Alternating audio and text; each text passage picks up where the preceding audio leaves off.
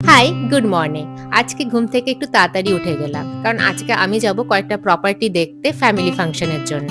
তাই ঘুম থেকে উঠেই মা আমাকে ব্রেকফাস্টটা দিয়ে দিল। ব্রেকফাস্টটা ফিনিশ করে আমি আর মা বেরিয়ে পড়লাম। আর ১ম এই যাব হচ্ছে হোটেল আর্চে।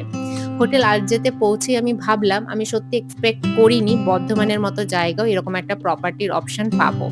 আর হ্যাঁ, একটু দূরে সিটি থেকে বাইরে বাইপাসের ধারে কিন্তু এরকম প্রপার্টি পেতে গেলে একটু বাইরে যেতেই হবে।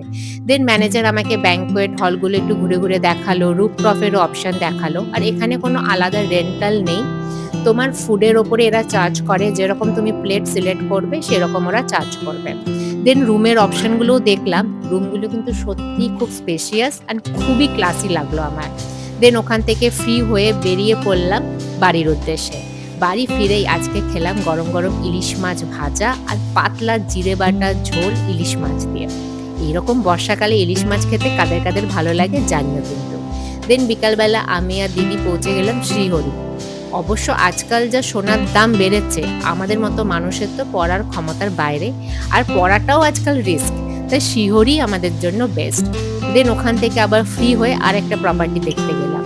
কিন্তু কি দেখতে যাব, যবে থেকে এসছি বর্ধমানে সকাল বিকাল শুধু বৃষ্টি। শুধু আকাশের অবস্থাটা দেখো। তাই আর দেরি না করে তাড়াতাড়ি বেরিয়ে গেলাম আর রাস্তায় স্পেশাল ময়নার বাটার টোস্ট খেলাম। That's it, tata, by.